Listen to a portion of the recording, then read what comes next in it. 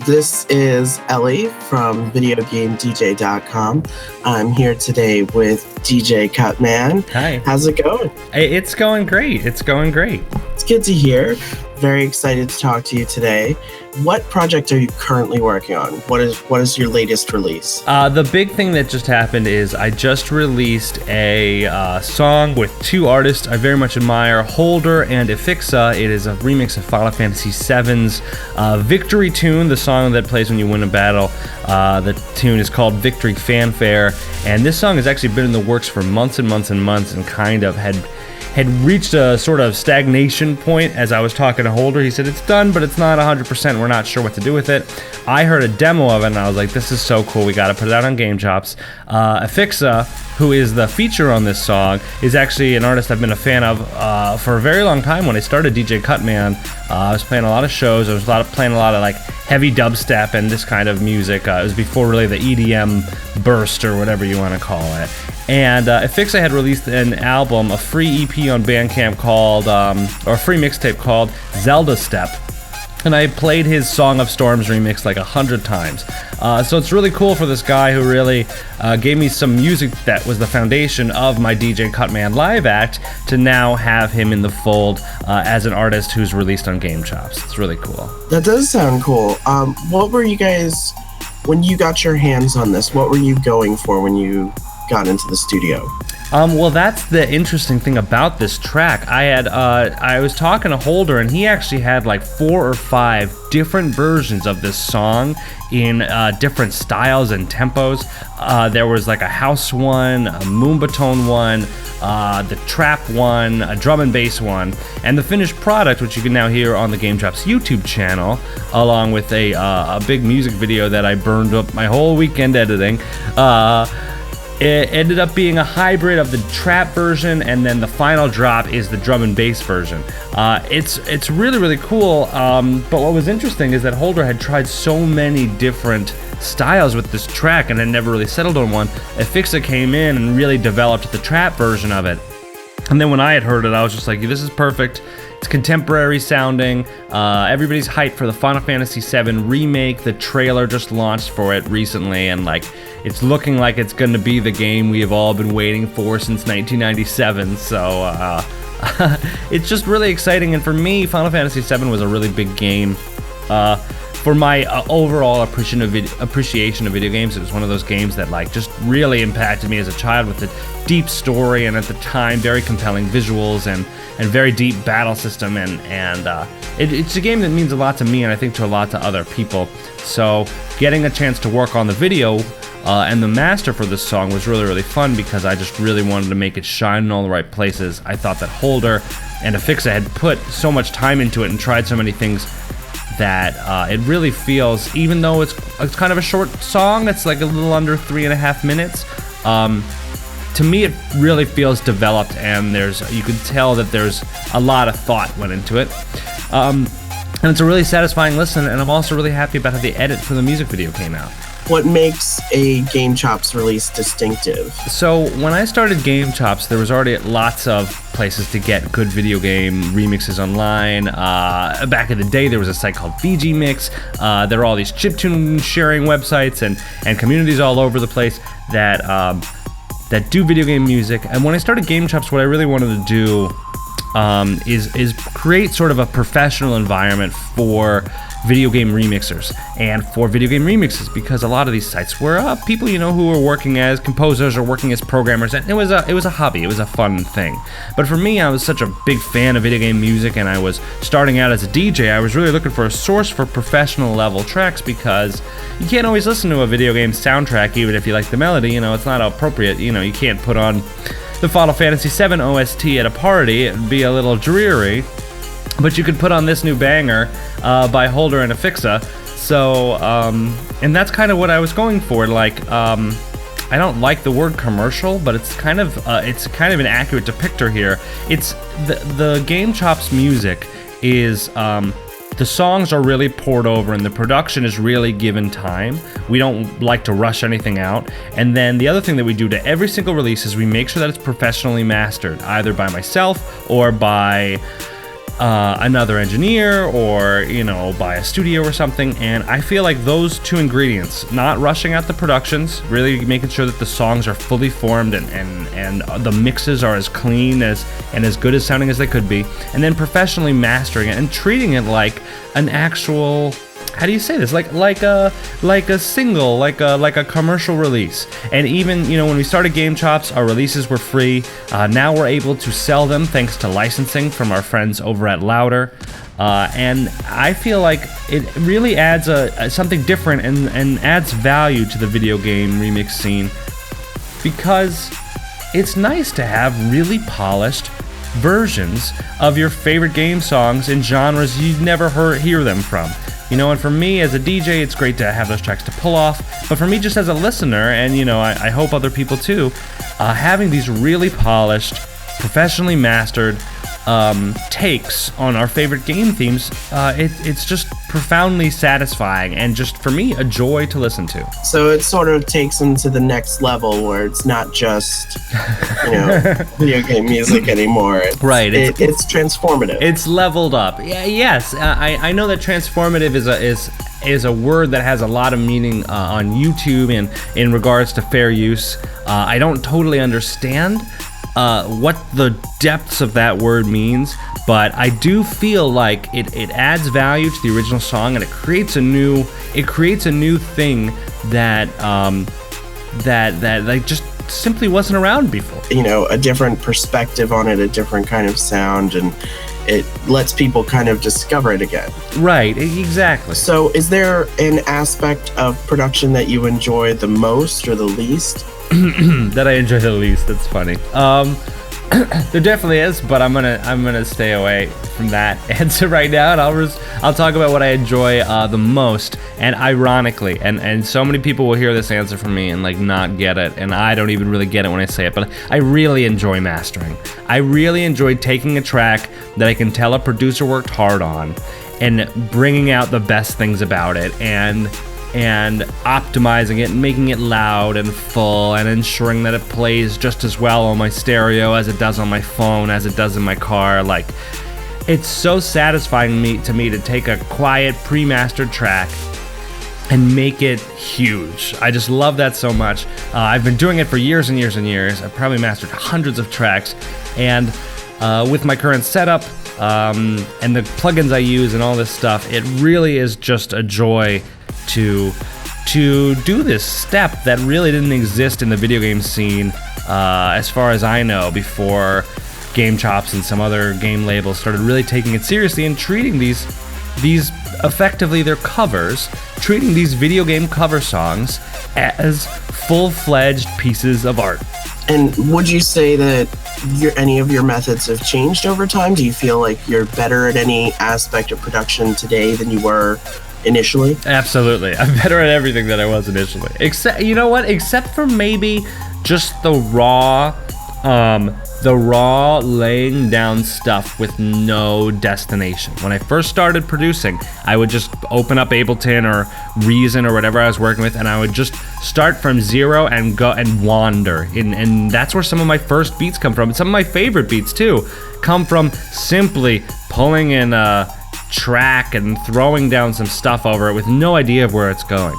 Now when I produce, I go in pretty much with some sort of strategy, and it doesn't always line up with what I had in my head. Maybe it comes out completely different, but sometimes it hits the mark.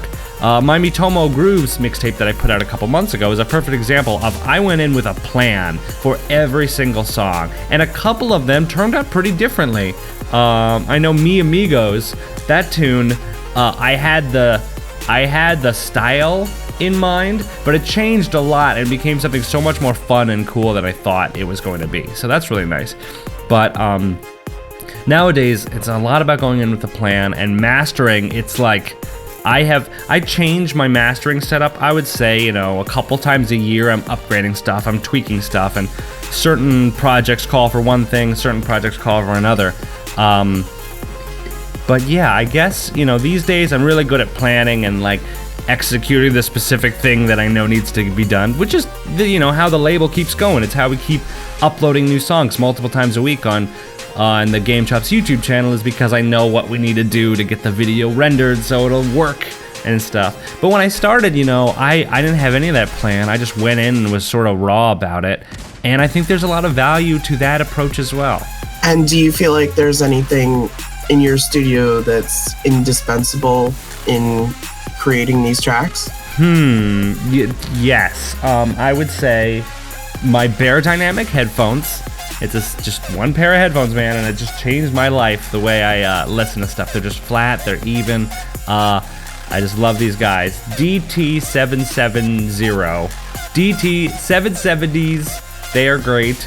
And my speakers, what I hear the music on. But for me, actually, the indispensable stuff is this single plugin.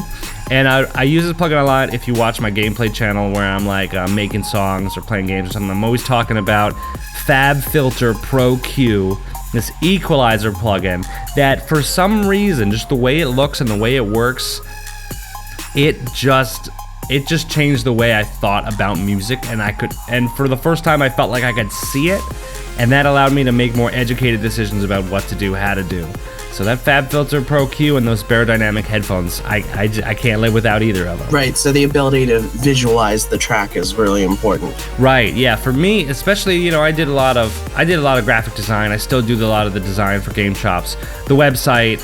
I'm doing a ton of the videos and stuff, and being able to have that visual component really kind of can shed some light on the mystery of audio production. Switching gears a little bit, yeah. We both recently attended Pico Day. Right, at Newgrounds. Yeah, and you've been on Newgrounds for a long time. Mm-hmm.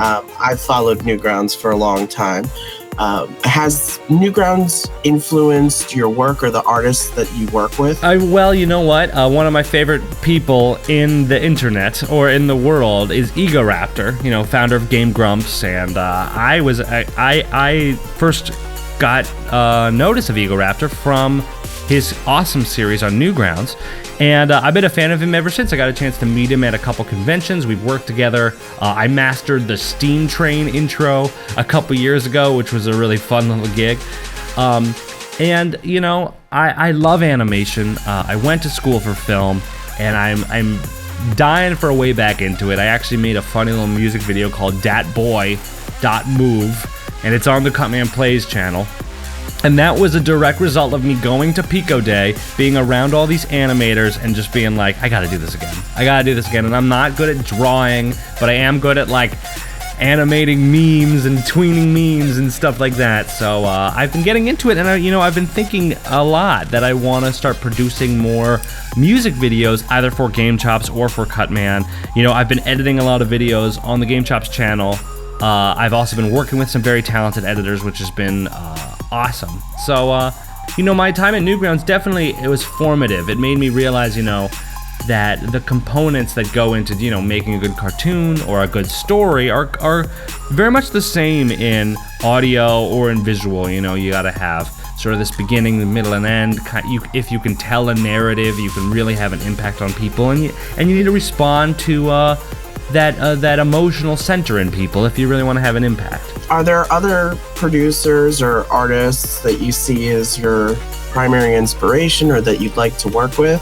I get that question a lot, and to the people who I want to work with are the people who work hard. And I'm very fortunate to be surrounded with some of these people, with a lot of these people already, and I think that's just so great. Working with guys like James Landino and Grimecraft are just a delight. They're very fun, they're my good friends, but they're also very professional about their work, and they know what they need to get the job done. I think that's great. In the past, I have always responded to this question with, I'm very inspired by Deadmau5. He was the guy who wore the mouse head and became world famous.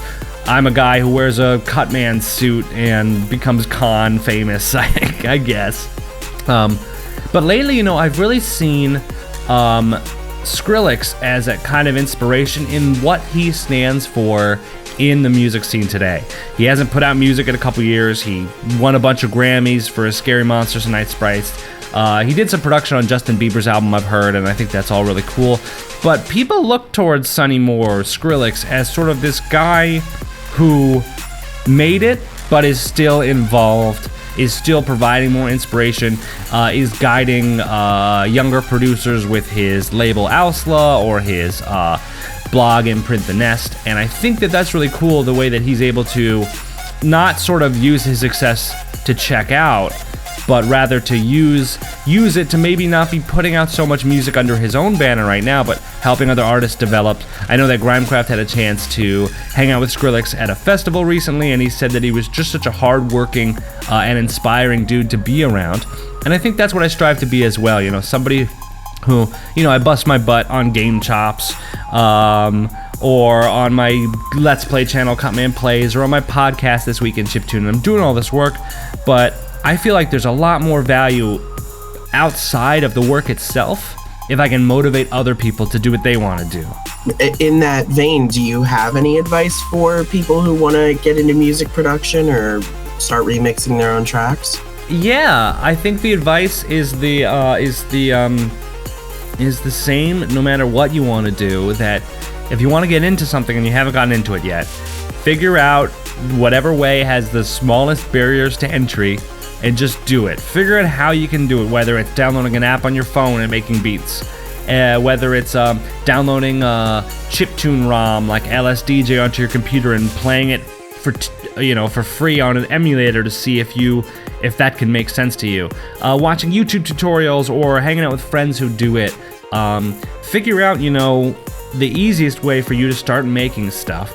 And then when you reach the limits of that, if you're making your app on your phone and you're like, man, this sounds good, but I wish it could sound better, I wish I could do something else, that's a nice sign to maybe level up, to move to a different, format or something like that. But if you want to get good at something, or you want to start something, or you want to get good at something, the only thing you need to do is find a way to do it. And it's not going to be with somebody collaborating with you. Today, you don't need to go through school and get a degree to make music.